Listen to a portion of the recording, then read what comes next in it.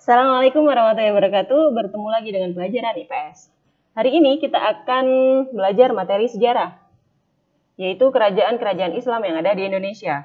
Kerajaan pertama yang akan kita bahas adalah Kerajaan Samudra Pasai.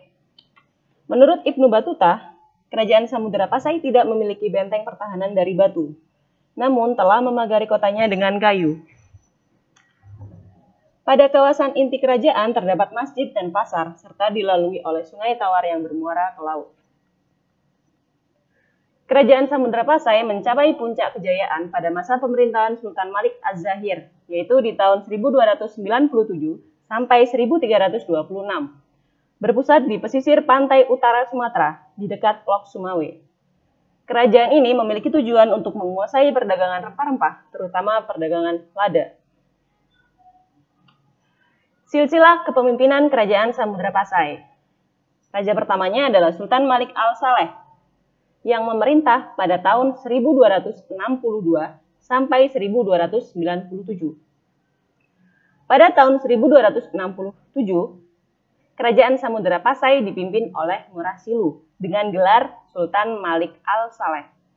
Di masa pemerintahannya, Kerajaan Samudra Pasai berhasil menguasai Selat Malaka yang pada saat itu menjadi pusat perdagangan internasional dengan lada sebagai salah satu komoditas ekspor utamanya. Selain lada, Kerajaan Samudra Pasai juga mengekspor sutra dan kapur barus.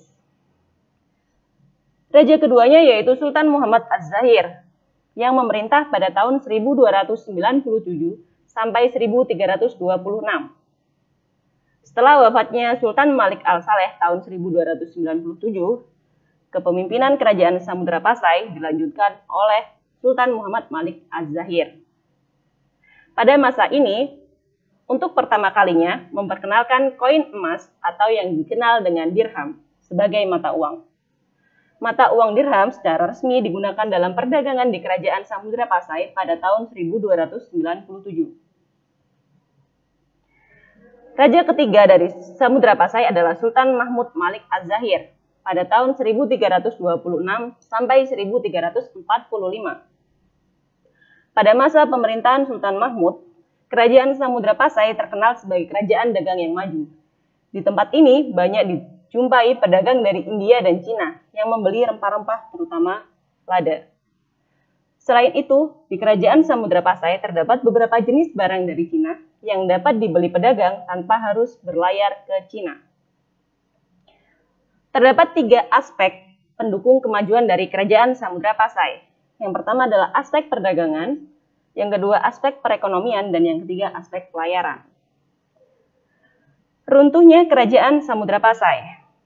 Pada tahun 1521, di bawah pimpinan Sultan Zain al-Abidin, pada saat itu Portugis menyerang kerajaan ini karena iri dengan kemajuan dagang mereka yang begitu pesat. Nah, jadi, runtuhnya Kerajaan Samudra Pasai ini ada 2 faktor, yaitu faktor internal dan faktor eksternal. Faktor eksternalnya adalah saat itu Portugis sedang menyerang Kerajaan Samudra Pasai. Sedangkan faktor internalnya adalah keadaan kerajaan yang saat itu melemah.